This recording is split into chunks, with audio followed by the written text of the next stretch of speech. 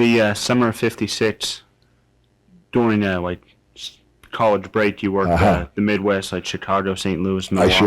I sure did. Some of the guys you worked or came across there, the Sheik.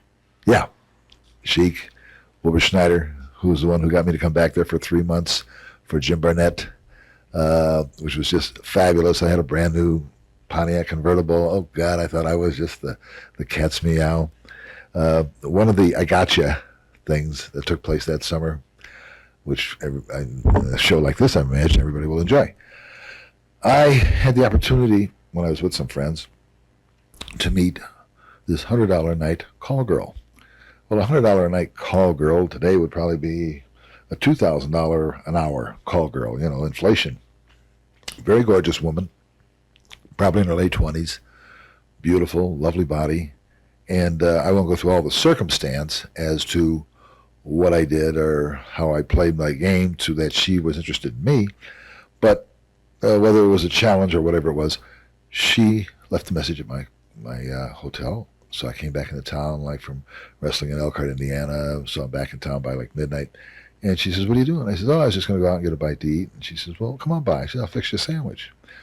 So I am driving down with the top down on my car. I had to have it down. My head was wider than the car and about 6 feet high. I mean, I thought I was the dude, the stud of all people, because this gorgeous woman, absolutely, I mean, she had an 8 face and a 10 body. And I'm just like, oh, you are the catch me out, Bockwinkel. And so I'm just driving down the street, so park the car and go in this apartment building and knock on the door. And she opens the door, and I would have loved to have had a camera over her shoulder looking at my face, because there she stood with this 10 body in a pair of high heels. And she says, "Come right in." And I'm sure I must have went, "Yes, ma'am. Okay, I'll come in." It was a fabulous summer. It was really great. I mean, and I had a couple other charming little experiences, but that one was, so it's kind of like, I gotcha, well, that was good, gotcha. Memories of the Sheik. Energetic, worked very hard, and of course he was legitimately Arab. And I remember one time in Omaha, there was somebody from like the Arabic club that thought it was just a gimmick. And so they told Joe Dusick they'd like to come down and meet the Sheik. And I was happened to be sharing a dressing room. It was a big dressing room. And so in come these 2 or 3 people, and you could see they, look like Arabic. And they started speaking Arabic to the Sheik right away. And he just sat there and talked right to him in Arabic. He was legit in that respect.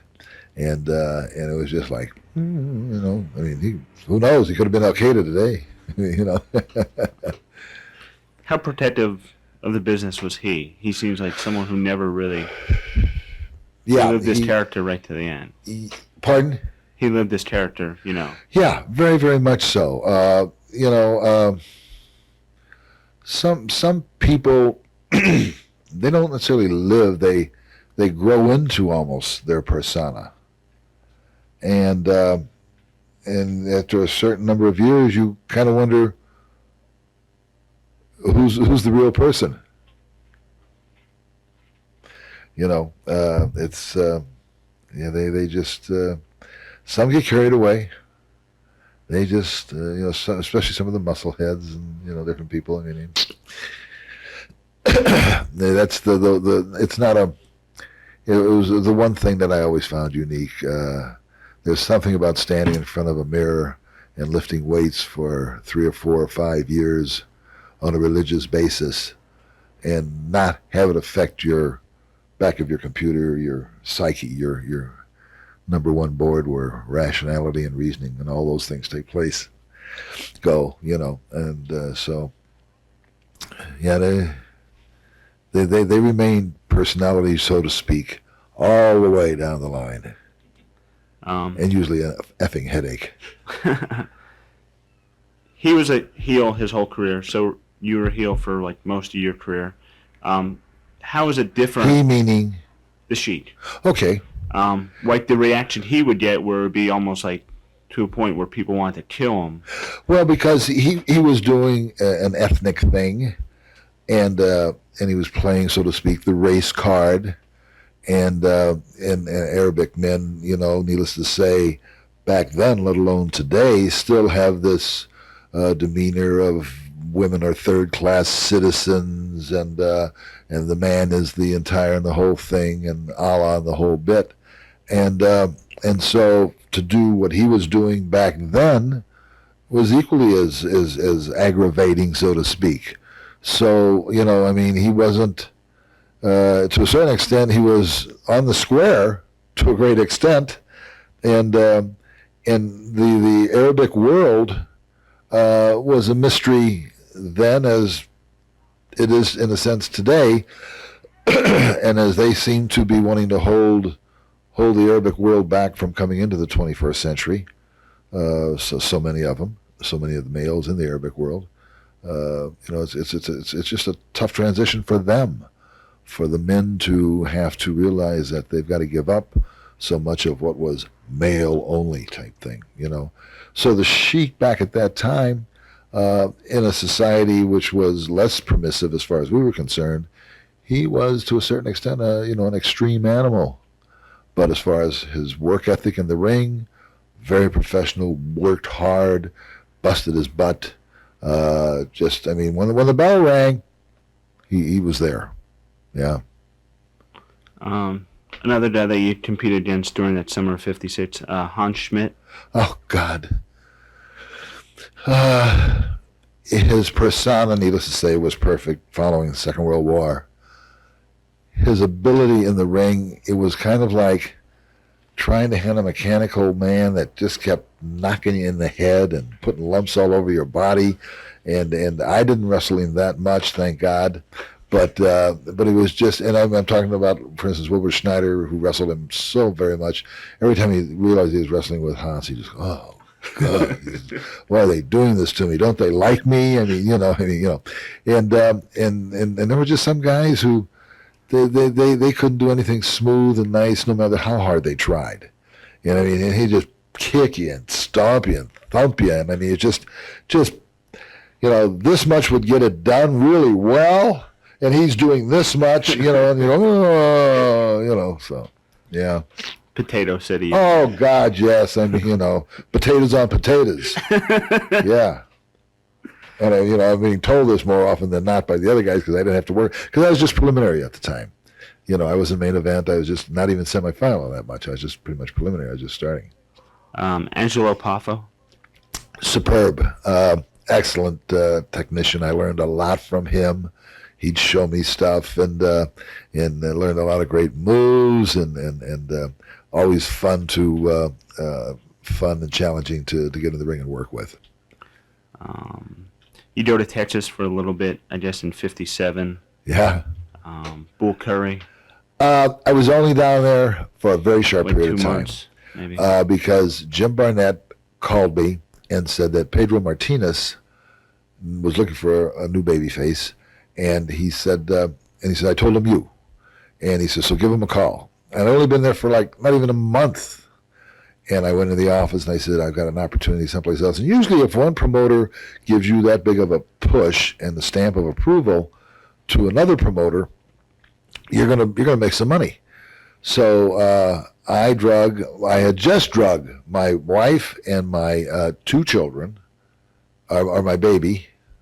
No, this was 57. You said 57, yeah. 57, because I was back there in 60. Okay, Yeah. You're going back and forth cross country. 57, I had just gotten married, and went down there, and it was a great group of people that were down there. And I wasn't down there that long, and I got drafted into the Army. And so, but Bull Curry was down there. Mm-hmm. Duke Tomoka. Duke Iamuka, Red Bastien, where I first met Rodney. Right. And so just a ton of terrific people. And everybody used to live in this one huge, big apartment complex, and it was party time, and it was a fun time. You were drafted into the Army. Yep. How did that affect your career goals with wrestling? Well, it curtailed it, going through about 4 months of basic training and all that stuff.